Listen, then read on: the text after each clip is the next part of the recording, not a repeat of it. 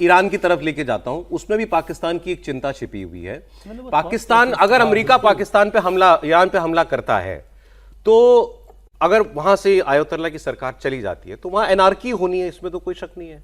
अफरा तफरी मचेगी, जिसके हिस्से जो आएगा वो वहां का लीडर बन जाएगा। तो वहां पर भी इंसर्जेंसीज चल रही हैं, वहां पर भी बलोच लोग रहते हैं, और वो और इधर पाकिस्तान के बलूचिस्तान के लोग ये मिलकर एक ग्रेटर बलूचिस्तान की मांग करते आए काफी टाइम से। जैसे पठान करते हैं कि ये खैबर पख्तूनख्वा और ड्यूरंड लाइन के उधर वाला वहां भी पठान है, हम दोनों एक कौम है, हमको एक मुल्क बनाना है, ऐसे ही बलोच भी कहते हैं। तो पाकिस्तान का डर यह है कि हमला करने, और उस ईरान की बलोच इंसर्जेंसी को अमेरिका सपोर्ट करता है, इजराइल सपोर्ट करता है।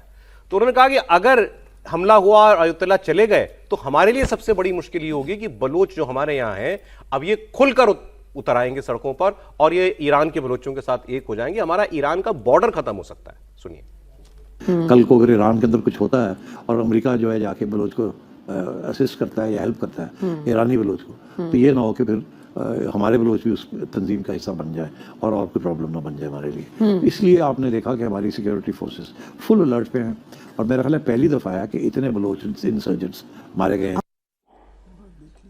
सर, ये पाकिस्तान की नई चिंता शुरू हो गई है कि ईरान के साथ बॉर्डर डिस्टर्ब होगा तो हमारा नुकसान हमें ही होगा।